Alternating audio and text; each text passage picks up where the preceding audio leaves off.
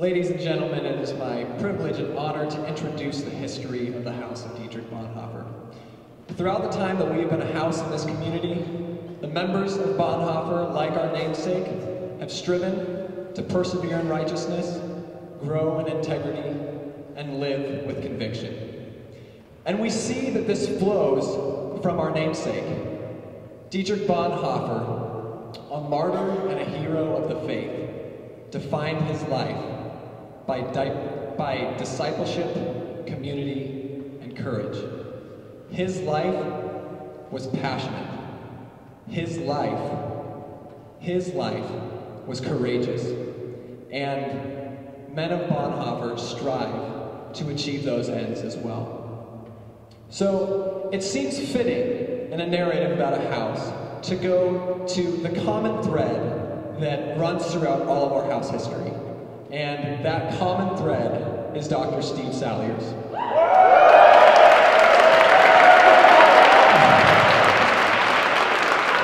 Lovingly referred to most often simply as Doc. Now in 2004, when the house was first created, we did have a hard time as a house, and Doc was there to give us the ability to get to create a presence by opening up his residence out in Queens for house dinners and for house meetings. Now in 2005 and 2006, the house was united under the leadership of Greg Grabowski. Now, some of the faculty here still remember Greg Grabowski, and he had a reputation as being the quintessential King student. He was an effective leader, he loved academics, he was passionate, he was Polish, so also international.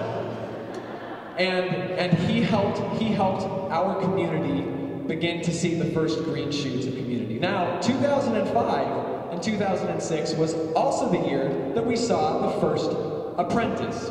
Now, as the administration described the apprentice, we were to sell calendars and see who could have the most profit margin as a house. So Mr. Brian Pummel, I believe Brian Pummel is back there, a soon-to-be house president in our history, asked the question in our house meeting, well, why don't we just take all of the funds that our house has, buy one calendar, and then submit that? And no one really had a good response to the question, so that's exactly what our house did. Our house spent $783.23 on a $7 calendar. Now, needless to say, we won by profit margin. However, as the administration and many other students seems to accuse us of, we weren't quite within the spirit of the rules of the competition. But our outside-of-the-box thinking did kick off a great tradition of Bonhoeffer, and that is trying and most of the times failing to think outside of the rules of some of the competitions as well. The academic year of 2006 and 2007 was marred by a defeat and a triumph. First, I'll address the triumph.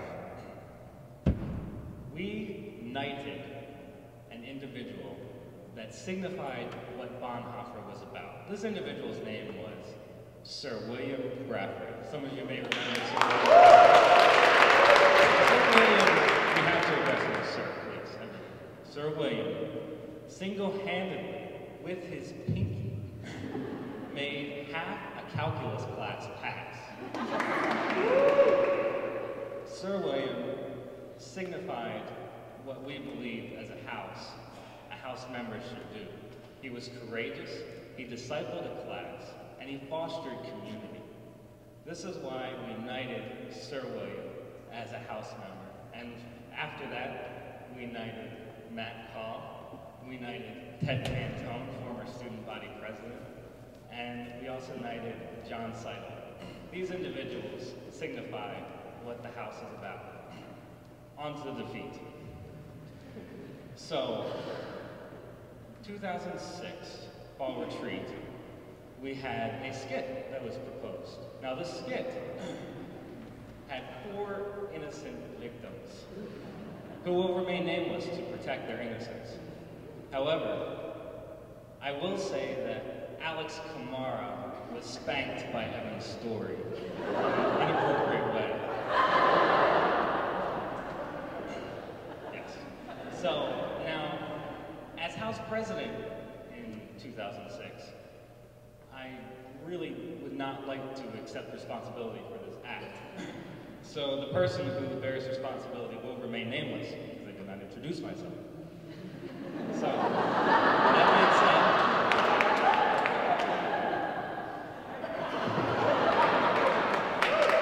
yes, well, needless to say, the rest of the 2006-2007 school year was spent with the House of Bonhoeffer trying to get over Kamara Gate.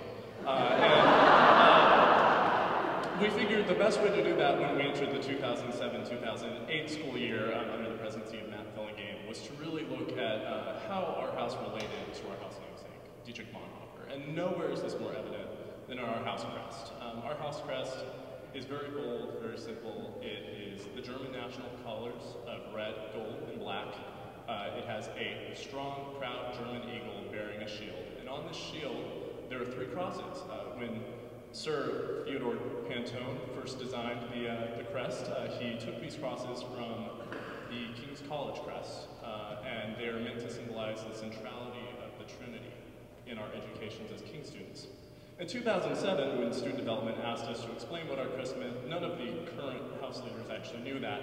So we said, on the fly, that it was meant to pay homage to Dietrich Bonhoeffer's founding the Confessing Church, which was the Christian church in Germany during World War II that stood up against the Nazi regime and was central to Dietrich Bonhoeffer's life. He was the leader of this movement, and really you see many great martyrs of the faith coming out of the Confessing Church. Now, Dietrich Bonhoeffer really, we love it, and so we were looking for ways to really follow in his spirit, and nowhere in the 2007-2008 school year was that more apparent than how we approached city engagement. We wanted to engage the homeless. We did this in 2 ways. We threw a professional suit drive where we went to businesses throughout the Empire State Building. We collected over $10,000 worth of professional clothing, most of it really cool designer ties that I had to fend off most of my house for trying to steal. The other way we got involved was through the Hope Survey in New York, which, if you don't know about the Hope Survey, it's where you volunteer with the city and they send you out to survey homeless people in the middle of a very, very, very cold January night every year. And the city was so excited to have 20-something volunteers that they decided to put us in the Bronx, which was terrifying. And some of us were in neighborhoods where we had to have police escorts, and we discovered that it was actually a wonderful experience because we got to minister and really fellowship with all these amazing police officers. Some of us were not so lucky. Future President Matthias Clark, he and Evan Story got abandoned by their police escort when an actual crime happened. So they found themselves stranded in the middle of an abandoned rail yard in the middle of the Bronx. Myself and Kelly Gabert found out the hard way that you have to distinguish between a homeless person and a drug dealer. Needless to say, some members of my house were not disappointed when we heard that city engagement was going to go in a different direction. But with that, I'll hand it off to The academic year of 08-09 was a tough year for the House of Bonhoeffer. To start off the year, we had the house hazing, initiation of the house freshmen.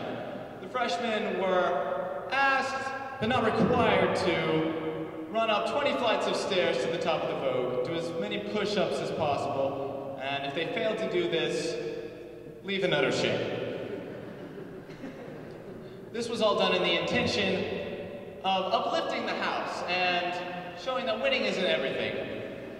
The next part of this initiation was that the winners of the physical competition were to assassinate the student body president, Matt Fillingham, with water pistols. But this was a setup. They did not know that the losers were going to ambush them with their arsenal of water balloons.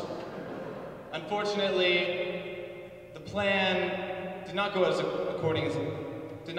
was supposed to, and they figured it out, and the whole thing turned into a giant water balloon fight. but it was okay because the house bought them Jamba Juices. For the rest of the year, the house had similar difficulties in the house competition. To start things off, at the fall retreat, our skit was a mishmash of pelvic thrusting red robots, Michael Jackson, and Wyatt Baker dressed up as John the Baptist. This was all in an attempt to behold the man. We got 4th place.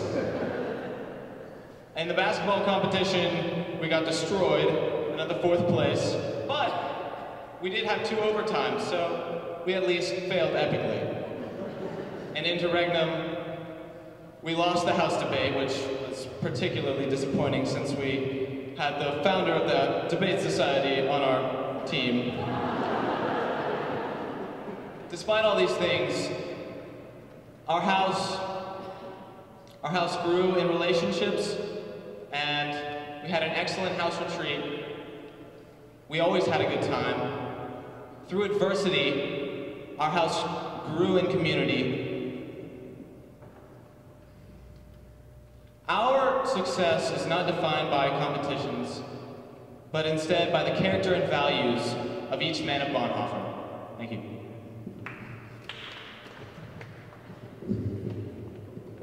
Careful, Dietrich. The academic year 2009-2010 has been a renaissance year for the House of Bonhoeffer. We've done well in the House competition. Our skit, while it didn't win, made every girl at the King's College simultaneously fall in love with us. Our GPA was the 3rd highest and the highest of all the guy houses. And at the basketball tournament, we won a very close victory against the reigning champions of the House of Churchill. But as Andrew said, success in the House competition is not how we define success in the House of Bonhoeffer. This year we've established new traditions, we've had record participation in the House, and we've grown as brothers in a community of honor. And we owe these successes, which are so much more meaningful, to the foundations which we have built upon. Foundations that were built by men who came before us. Tonight, we would like to honor the men who set the example of what it means to be a man of Bonhoeffer. Will all the presidents of Bonhoeffer, past and present, either come up to the stage or stand up? Brian Pummel.